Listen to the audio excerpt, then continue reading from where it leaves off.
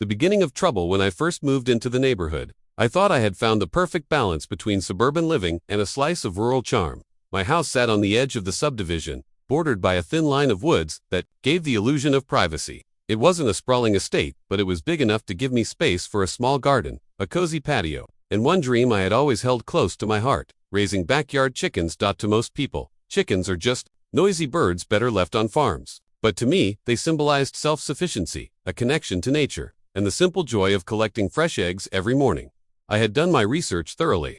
Before buying the house, I checked county zoning laws, spoke to city officials, and even combed through the Homeowners Association bylaws. Nowhere did it explicitly ban chickens. There were restrictions on livestock, sure, but the language was vague, and small flocks of hens were often treated as pets rather than farm animals. Confident in my findings, I built a neat little coop, tucked behind my garden, out of sight from the street. The chickens thrived. I had 6 hens, all different breeds, and each with a unique personality. They scratched at the ground, clucked happily, and laid eggs in shades of brown, cream, and even blue-green. Neighbors who visited me loved them, and some even traded home-baked goods for fresh eggs. For months, everything was peaceful, and I felt I had finally carved out the life I wanted. But peace in a neighborhood with a homeowners association is often temporary. The storm came in the form of a neighbor 2 houses down, a woman everyone referred to, not so affectionately, as Karen. She was the unofficial watchdog of the HOA, always peering out from her blinds, reporting every minor infraction, and spreading gossip at community meetings. Her perfectly trimmed hedges and spotless driveway reflected her obsession with appearances, and in her mind, anything that didn't conform to her ideal version of the neighborhood had to be eliminated. At first, I didn't realize I was on her radar, but I should have known better. The chickens, despite my best efforts, were not invisible. Their soft clucking might have been music to me, but to Karen, it was noise pollution. One Saturday morning, as I was collecting eggs, I noticed her standing on the edge of her lawn, arms crossed, glaring at my yard with narrowed eyes. She didn't say a word, but her disapproval was clear. A week later, I got the first letter. It was a formal notice from the HOA, claiming I was in violation of community rules by harboring livestock. The letter demanded immediate removal of the chickens or face fines of $100 per day. My stomach dropped, but I wasn't afraid. I knew the bylaws inside and out, and they didn't prohibit hens. So, I calmly drafted a response, citing specific zoning ordinances and HOA documents that supported my case. I sent it to the board, fully expecting the matter to be dropped, but Karen was relentless. Apparently unsatisfied with the HOA's slow handling of the issue, she decided to escalate.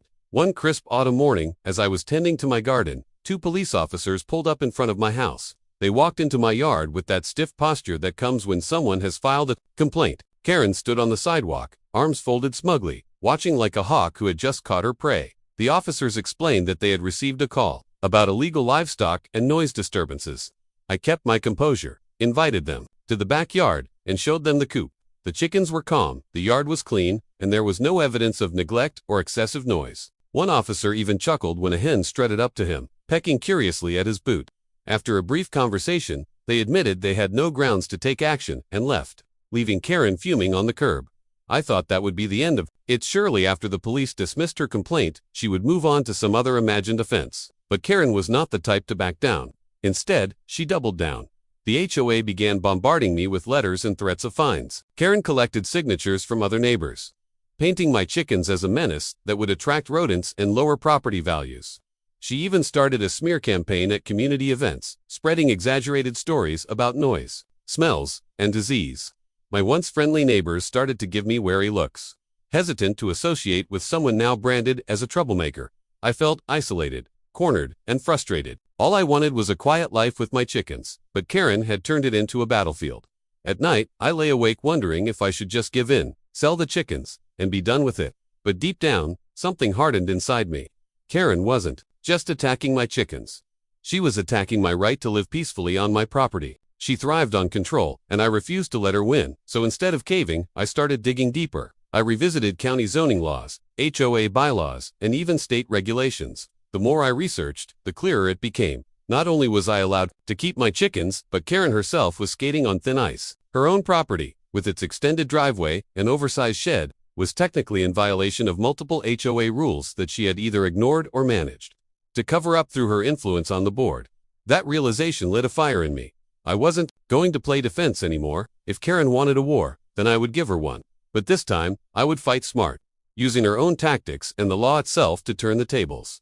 The first step was patience. I knew Karen thrived on provoking reactions. She wanted me to lose my temper, to make mistakes she could use against me. So I stayed calm, collected, and outwardly unbothered. I continued tending to my chickens, smiling politely at her glares, and pretending her gossip didn't affect me. Meanwhile, behind the scenes, I was building a case, not just to protect my chickens, but to expose Karen's hypocrisy. And so, the stage was set. What began as a harmless backyard hobby had escalated into a neighborhood feud with high stakes, but little did Karen know, her obsession with my chickens was about to become her undoing. Because in trying to destroy my peace, she had unknowingly given me the perfect leverage to destroy hers. Chapter 2. The HOA escalates and I find Karen's weak spot. After the police visit failed to bring the outcome Karen had hoped for, I naively believed the storm might pass. But I underestimated the persistence of someone who thrived on conflict. For Karen, this wasn't just about chickens anymore. It had become personal. The next few weeks felt like a barrage. Every other day, I found a fresh envelope tucked into my mailbox, each stamped with the HOA logo and full of accusations. One letter warned of a $500 fine if I didn't remove unapproved livestock within 10 days. Another claimed my coop was an eyesore that violated community standards. Yet another accused me of causing excessive noise disturbances. I kept my composure, invited them to the backyard, and showed them the coop. The chickens were calm, the yard was clean, and there was no evidence of neglect or excessive noise. One officer even chuckled when a hen strutted up to him, pecking curiously at his boot. After a brief conversation, they admitted they had no grounds to take action and left, leaving Karen fuming on the curb. I thought that would be the end of it.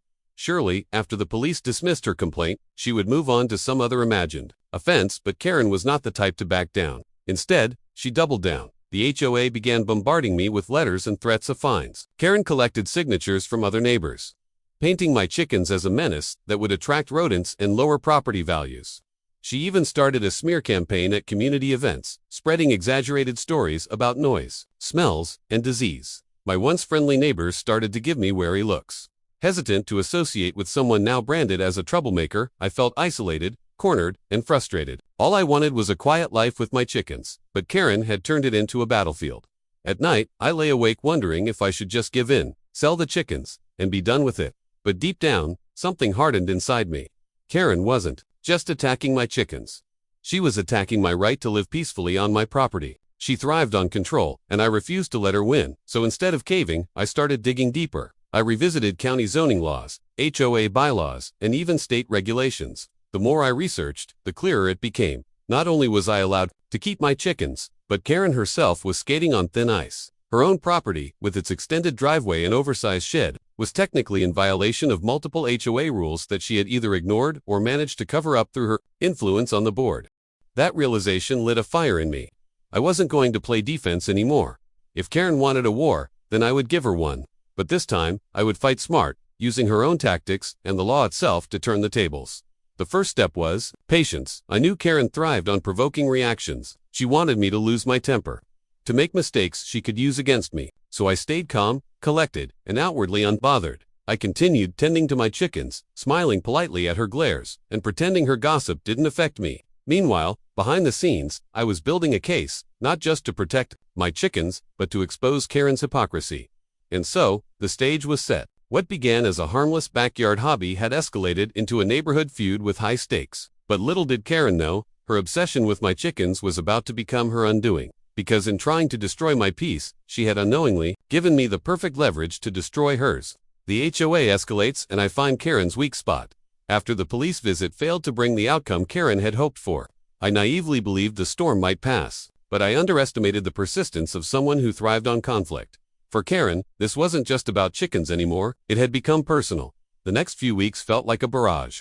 Every other day, I found a fresh envelope tucked into my mailbox, each stamped with the HOA logo and full of accusations. One letter warned of a $500 fine if I didn't remove unapproved livestock within 10 days. Another claimed my coop was an eyesore that violated community standards. Yet another accused me of causing excessive noise disturbances. At first, I laughed them off. The accusations were absurd, and I knew the HOA didn't have the authority to enforce rules that weren't explicitly written in the bylaws. But the constant harassment began to wear me down. It wasn't just the letters. I started to notice subtle shifts in the way my neighbors treated me. People who once waved when they walked their dogs now crossed to the other side of the street. Invitations to block parties stopped coming. Even casual conversations with friendly faces ended awkwardly whenever Karen approached, whispering something behind my back. I realized Karen wasn't just fighting me with rules and fines. She was waging a social war. She wanted to isolate me, to make me the pariah of the community. And in an HOA-controlled neighborhood, reputation often meant everything. But while Karen was busy spreading gossip, I was quietly building a different kind of arsenal. I had learned something important from my research. HOA bylaws are a two-edged sword. They can be used to control and restrict, but they also apply equally to everyone, including those who enforce them. And Karen, for all her self, wasn't nearly as spotless as she pretended to be. Her oversized shed, for example, had caught my eye. It was far larger than the HOA allowed, and from my research, I knew it required a special permit that she never applied for. Then there was her elaborate driveway extension. It spilled several feet beyond her property line into the community's shared easement, a clear violation, and one that could be costly to fix. At first, I considered reporting her right away, but something told me to wait. Timing would be crucial if I wanted my revenge to truly sting. If I exposed her too early, she might be able to spin it in her favor, claiming I was retaliating or exaggerating. Instead, I needed her to push me just a little further, to make her arrogance so unbearable that when I finally struck back, the neighborhood would cheer instead of question me. Meanwhile, the HOA meetings became increasingly hostile. Karen, never one to shy away from the spotlight, made my chickens her personal crusade. She would stand before the board and wave around photos she had taken of my yard, blurry, zoomed-in shots that made it look like my hens were running wild. Even though they were always secure in their coop, she used words like unsanitary, dangerous, and disease-ridden to scare the other residents. Some board members seemed sympathetic, but others were wary of her theatrics. After all, the HOA had bigger issues to deal with, from overdue community maintenance to budget shortfalls. Spending months battling one homeowner over a few hens seemed like a waste of resources. Still, Karen's persistence kept the issue alive, and the letters in my mailbox never stopped. Then came the turning point.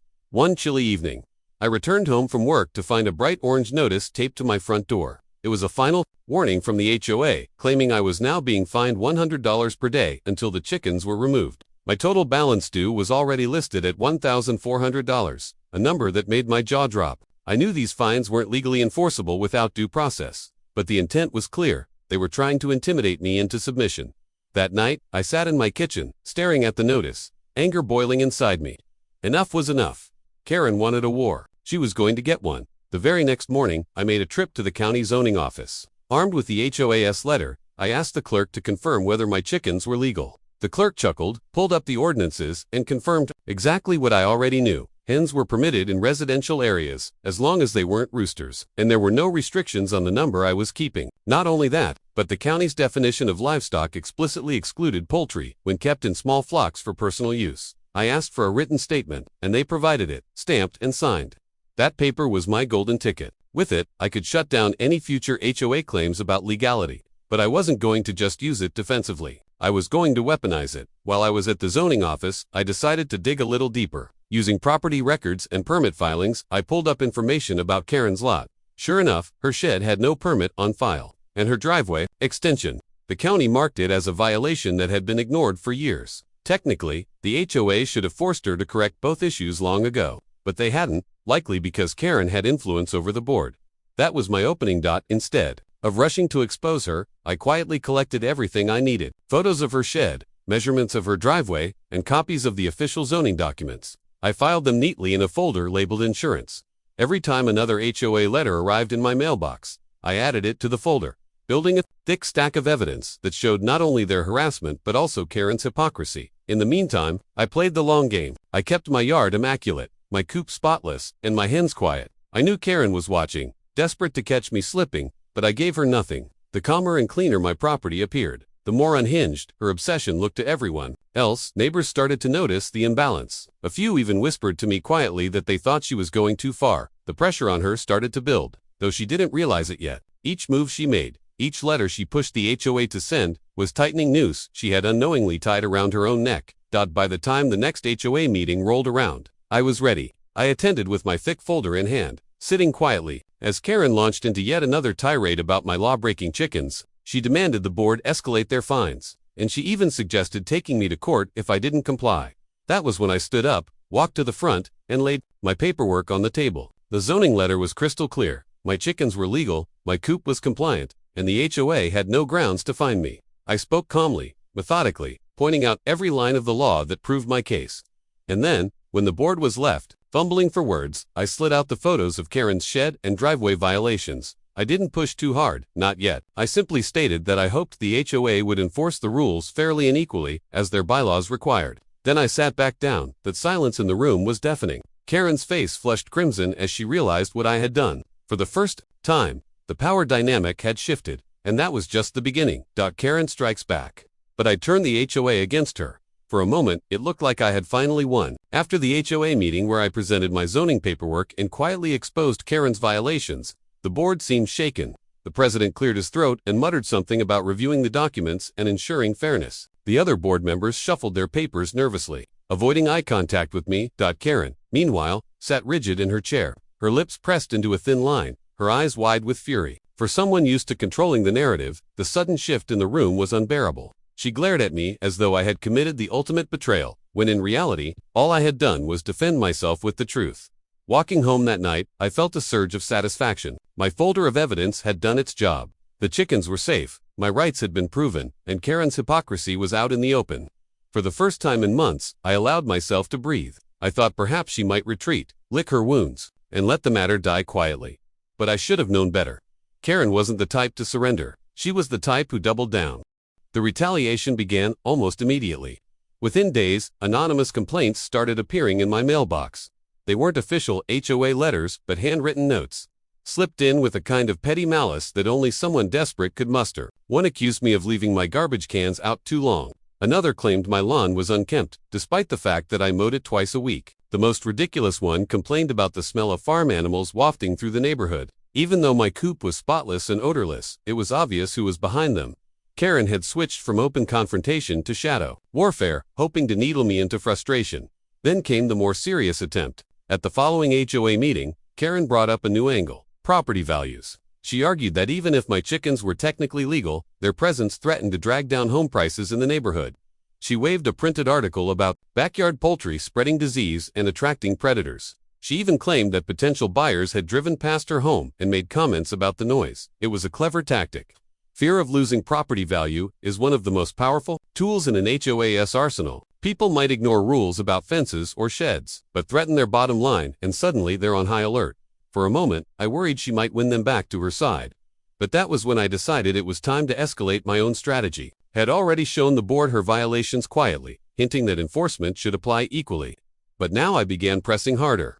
I filed formal complaints, complete with photos, measurements, and references to the bylaws. I pointed out her oversized shed, her illegal driveway extension, and even the decorative wall she had built in her front yard without approval. Every single one of them was a clear violation, the kind that could not be ignored if the board wanted to maintain credibility. At first, the HOA resisted. They dragged their feet, claiming they needed to investigate further. But I didn't let up. Every time they sent me a letter about chickens, I responded with a thicker packet of evidence about Karen. I copied county officials on my complaints, making sure the HOA knew I had outside eyes watching them. Slowly but surely, the pressure built. Then came the breakthrough. One afternoon, I returned home to find Karen storming around her yard, yelling into her phone. A bright orange county notice had been posted on her shed, declaring it an structure that needed to be removed or brought into compliance. Her precious backyard sanctuary, the centerpiece of her perfectly manicured property, had become the very target of enforcement. I later learned that the HOA had no choice but to act after the county got involved. They issued her a formal violation notice, demanding she either tear down the shed or pay for expensive retroactive permits. On top of that, the driveway extension she had installed years ago was now under scrutiny. Correcting it would mean tearing up concrete and restoring the easement, a costly, humiliating project. The irony was delicious. She had spent months trying to destroy me over 6 harmless hens, only to end up facing thousands of dollars in fines and repairs for her own rule-breaking. But Karen wasn't done. She wasn't the type to suffer in silence. If anything, the mounting pressure only made her more desperate. She began targeting me personally, outside the realm of HOA rules. My security camera caught her lingering near my property late at night, peering over the fence as if trying to catch me breaking a rule. A neighbor told me she had been knocking on doors, trying to rally support by claiming I was endangering the community with unsanitary farm practices. The more she ranted, the more she revealed her obsession. And the more obsessed she appeared, the less seriously people took her. Neighbors who once avoided me now began to approach quietly, offering words of support. One even admitted they were tired of her constant complaints and meddling. Another joked that Karen spent more time policing the neighborhood than the actual HOA board did. Still, I remained cautious. People like Karen often get worse before they finally implode. And sure enough, at the next HOA meeting, she reached her breaking point. She came in clutching a stack of papers. Her voice shrills as she demanded immediate action against me.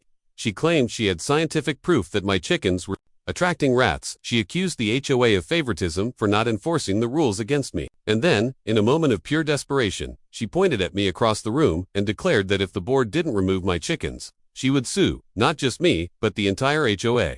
That was her fatal mistake. Threatening the HOA itself was like biting the hand that fed her. Up until then, the board had tolerated her antics, even enabled them at times. But the moment she turned her threats on them, the tide shifted. Board members who had once stayed quiet now began to push back, reminding her that they had an obligation to enforce rules equally. They pointed out that my chickens were legal under county law, while her shed and driveway clearly were not. I sat back and watched as the very people she had controlled for years started to distance themselves from her. Her voice grew louder, shriller, as she realized she was losing her grip, but it was too late. She had overplayed her hand. By the end of the meeting, the board formally voted to suspend her complaint against me pending further review of zoning laws. More importantly, they voted unanimously to enforce the violations on her property. For the first time since the feud began, I felt like I wasn't fighting alone. Walking out of that meeting, I couldn't help but smile. Karen had wanted to make my life a nightmare, but step by step, she was digging her own grave, and I was more than happy to let her, because the war wasn't over. Far from it. The real battle, the one that would seal her downfall once and for all, was only just beginning. Karen's desperation grows, and I launched my counterattack when Karen realized her grip on the HOA was slipping. It was like watching a queen lose her crown. She had thrived for years on control, fear, and intimidation, but now the cracks in her empire were showing. For the first time, people in the neighborhood weren't nodding along to her complaints. They were rolling their eyes, whispering behind her back, and worst of all, starting to side with me. The more she felt her influence crumbling, the louder she became. Every day seemed to bring a new stunt. She would stand in her yard with her phone out, recording me as I went about my business, hoping to catch some imagined violation. She called animal control 3 separate times, each visit ending in a shrug when the officers found my coop pristine and my hens perfectly healthy. She even tried reporting me to the health department, claiming my chickens were contaminating the groundwater. That inspection ended with the agent complimenting me on how clean everything was. Every failed attempt made her angrier, and every angry outburst made her look more unstable. Neighbors who had once been afraid of her started to lose patience. People whispered about how obsessed she had become. Some joked that she seemed more concerned with my chickens than with her own life. But while Karen was unraveling, I was carefully planning. Up until now, most of my efforts had been defensive, protecting my chickens, proving my rights, exposing her hypocrisy. Now, I was ready to go on the offensive. The first step was simple. I began documenting everything. I already had a folder full of HOA letters and zoning laws. But now I started keeping a journal of every time Karen harassed me, every time she loitered near my yard, every false report she filed. I printed screenshots of her social media posts where she ranted about dirty farm animals. I collected statements from neighbors who were willing to admit she had harassed them too. What I was building wasn't just a defense, it was a case. The second step was more public. At the next HOA meeting, I didn't just bring my folder. I brought copies of everything for every single board member. I laid it all out in a calm, methodical way. The zoning law that protected my chickens, the baseless complaints she had filed, the county violations on her shed and driveway, and the growing stack of evidence that she was targeting me personally. I didn't raise my voice. I didn't get emotional. I just let the paperwork speak for itself. The effect was devastating. The board members flipped through the pages, frowning deeper with each one. Karen, sitting across the room, grew redder and redder, interrupting me with protests that sounded increasingly unhinged. But the more she yelled, the worse she looked. By the end of the meeting, it was clear to everyone in that room. She wasn't fighting for the good of the neighborhood. She was waging a personal vendetta, and for the first time, the board acted decisively against her. They voted to suspend all fines against me until further notice and to formally investigate her violations instead. They even warned her that continued harassment of neighbors could result in her being censured by the HOA. That word censured hit her like a slap. To Karen, reputation was everything. She lived for the illusion of control, for the whispered power she held over the board and the neighborhood. The idea that the HOA itself might label her a problem was unbearable. But instead of backing down, she escalated further. The very next week, she tried one last desperate move. She filed a lawsuit. It wasn't just against MIT, it was against both me and the HOA, claiming negligence, nuisance, and property devaluation. She alleged that my chickens had permanently destroyed her quality of life and that the HOA's refusal to enforce her complaints had caused irreparable harm. Most people would have panicked at being served legal papers. I didn't, because I knew something Karen didn't. Lawsuits aren't cheap, and she was about to open a door she couldn't close. See, lawsuits invite discovery. That means every piece of evidence, every violation, every shady move she had ever made could now be dragged into the open, and I had more than enough material to make sure that happened. The HOA's attorney didn't waste time. They immediately filed a motion to dismiss, attaching my zoning letter and the mountain of evidence I had provided. They even included photos of her unpermitted shed and her driveway encroachment as proof of her hypocrisy.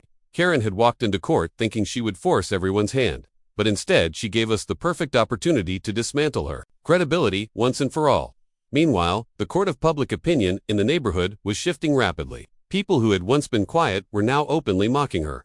Neighbors whispered that she was wasting money on a frivolous lawsuit. Some even began pointing out her violations themselves, questioning why she had been allowed to skate by for so long while others were fined for far smaller issues. For me, it was like watching dominoes fall. Each move she made backfired. Each attempt to regain control only eroded it further. And with every passing day, I grew bolder in my counterattack. I started attending more HOA meetings, not just as a target but as a voice. One suggested improvements to the neighborhood, raised concerns about neglected maintenance, and presented myself as someone who cared about the community. The more I spoke, the more the board listened. Slowly, people stopped seeing me as the guy with the chickens and started seeing me as the reasonable alternative to Karen's chaos. Then came the final blow. The court dismissed Karen's lawsuit outright, ruling that my chickens were legal under zoning law, and that her claims of property devaluation were speculative and baseless. Worse for her, the judge scolded her for wasting the court's time with personal grievances disguised as legal arguments. When the ruling became public, it spread through the neighborhood like wildfire. Karen hadn't just lost, she had humiliated herself. Her credibility was shattered, her influence gone, and her reputation reduced to a cautionary tale about obsession. And yet, I wasn't done, because while the lawsuit had failed, the county's investigation into her property was still ongoing. Her shed was deemed illegal. Her driveway encroachment was confirmed, and she was facing thousands of dollars in required corrections. All of it was happening at the same time. Her legal bills from the lawsuit were piling up. The nightmare she had tried to create for me had turned around and landed squarely on her shoulders. And I was just getting started, because now that Karen was weakened, I had the chance to do more than just defend myself. I had the chance to reshape the entire neighborhood dynamic and make sure no one like her could ever hold power again. The community turns against Karen, and I take control. By the time Karen's lawsuit was tossed out of court, the neighborhood was buzzing with whispers. For years, she had ruled with fear and intimidation, but now she had made herself into a public spectacle. The once intimidating figure was now the subject of ridicule. Her name passed around in hushed tones, followed by laughter. What had once been whispered complaints about her nitpicking turned into open mockery. Neighbors rolled their eyes when she stormed into meetings. Kids snickered when she marched down the sidewalks, clipboard in hand, pretending to inspect properties. The very tools she had used to keep everyone in line were now ammunition for her downfall, and I made sure those whispers didn't fade. I had always been careful to play the reasonable one, calm, patient, and factual. While she ranted and raved, I spoke quietly, backing everything with evidence. The contrast between us was becoming more and more obvious, and slowly, the balance of power shifted. Neighbors who had once avoided me now started waving again. Some even came by asking about fresh eggs, laughing at how absurd Karen's crusade had become. But her humiliation didn't stop there. The county's notices about her property violations escalated. The oversized shed behind her home, once her pride and joy, had to be either torn down or brought up to code. Bringing it up to code meant applying for retroactive permits, paying hefty fines, and possibly reconfiguring the entire structure. Tearing it down would be even more expensive. Either way, she was trapped. Then there was the driveway. The county surveyors confirmed it extended well past her property line into the shared easement. The HOA, now feeling the heat of being accused of selective enforcement, had no choice but to issue a violation notice. Correcting it meant tearing up concrete and restoring the land, a project that would cost thousands and ruin the perfect curb appeal she loved to flaunt. The same Karen who had once bragged about her home's immaculate presentation now had bright orange notices plastered to her property for everyone to see. Neighbors who had once feared her began whispering to me about her hypocrisy. One elderly couple told me she had harassed them for months about their flower beds being too messy. Yet here she was facing violations 10 times more serious. Another neighbor confessed that Karen had fined them for leaving their garbage cans visible, while she herself had ignored HOA landscaping rules for years. It was like a floodgate had opened, Everyone suddenly had a story about Karen's hypocrisy, and I knew how to use it. At the next HOA meeting, I carefully steered the conversation. I didn't attack her directly. Instead, I talked about fairness, about how rules should apply equally to everyone. I emphasized that selective enforcement undermined trust in the HOA and created resentment among neighbors. And then, without even naming her, I mentioned how certain long-standing violations had only recently come to light. Sparking frustration in the community, the board members nodded gravely. Neighbors murmured their agreement. Karen, sitting in her usual spot, fumed silently, her face crimson. She knew exactly who I was referring to, but she couldn't speak without confirming her own guilt. That was the moment I realized the neighborhood was mine to win, so I began to step up even further. I volunteered for small committees, offered to help with community projects, and positioned myself as someone who cared about the neighborhood's future. People appreciated my calm demeanor and willingness to help. Every time Karen tried to complain, her voice sounded shrill compared to my measured tone. The more I rose, the more she fell. But Karen wasn't done yet. Even as her influence waned, she still tried to cling to whatever scraps of power she had left. She filed appeals with the county to fight her violations. She sent angry emails to the board, demanding they reinstate fines against me. She even printed flyers warning neighbors about the dangers of backyard chickens, taping them to mailboxes in the dead of night. The problem for her was that nobody cared anymore. The lawsuit had drained her credibility. The Orange County notices had drained her dignity, and her constant, obsessive focus on me had drained any patience the neighborhood once had for her antics. One afternoon, as I collected eggs from the coop, a neighbor I barely knew walked over. He looked at the hens scratching peacefully in the yard, then shook his head with a chuckle. "This is what all the fuss is about," he said. "Karen's lost it." That was when I knew I had already won in the court of public opinion. But I wasn't satisfied with just public opinion. I wanted to make sure Karen could never rise again, never claw back her influence, never regain the power she had abused for so long. So I began working on the final phase of my plan, taking control of the HOA itself. It wasn't as impossible as it sounded. The truth was, most people in the neighborhood were sick of the HOA. They were tired of petty fines, tired of inconsistent enforcement, tired of feeling like they were living under a microscope. Karen had been the worst of it, but the board itself had enabled her for years. All they needed was someone to rally behind, someone who wasn't Karen. I started small, talking to neighbors about what they wanted to see change: lower fees, less micromanagement, more focus on real issues like community maintenance. People nodded enthusiastically, frustrated by how much time and money had been wasted on nonsense like chickens and fence heights. Then I began floating an idea. What if we had new leadership? What if the HOA worked for the homeowners instead of against them? What if we had people on the board who actually cared about fairness? It didn't take long for people to start encouraging me to run. When the annual election was announced, I submitted my name. Karen, of course, also ran, desperate to cling to her seat of power. The campaign that followed was almost laughable. She ranted about my chickens, trying to revive a battle everyone else was sick of. I spoke about community improvement and fairness. At neighborhood gatherings, people crowded around me, while she was left standing alone. By the time the votes were counted, the result wasn't even close. Karen lost her seat in a landslide. I won mine. The look on her face as the results were announced was something I'll never forget. She had gone from queen of the neighborhood to its outcast, stripped of her authority, her reputation, and her power. And I wasn't done yet, because now, with a seat on the HOA board, I finally had the chance to rewrite the rules and make sure no one like her could ever terrorize the community again. The final revenge, ending Karen's reign for good. Becoming a member of the HOA board felt like stepping into the eye of the storm. For years, Karen had been the storm itself, loud, chaotic, and destructive. Now, she was reduced to a bitter ex-member, circling on the fringes, hoping for a chance to strike back. But with my new position came something she never expected: the power to dismantle everything she had built. I didn't waste time. At my very first meeting as a board member, I proposed that the HOA conduct a full review of past enforcement actions. On the surface, it sounded like a routine exercise in transparency, but everyone in the room knew what it really meant: bringing Karen's years of petty fines and abuses into the light. Neighbors came forward with stories. Some had been fined for leaving their garden hoses coiled the wrong way. Others had been threatened with liens for not trimming hedges within a precise time frame. One family had even been fined for chalk drawings their children left on the driveway. The sheer absurdity of it all filled the meeting hall with mutters of disbelief and waves of anger. For the first time, people weren't just mad at Karen. They were mad at the HOA for letting her get away with it. And I, standing at the front, offered them a solution: reform. We voted to refund unjust fines. We revised the enforcement policies to require warnings before penalties. We reduced fees and redirected the budget toward actual neighborhood improvements like repairing sidewalks and updating the playground equipment. In one night, years of resentment began to evaporate, and with each reform, Karen's legacy shrank further into irrelevance. But Karen wasn't done. Even stripped of her seat,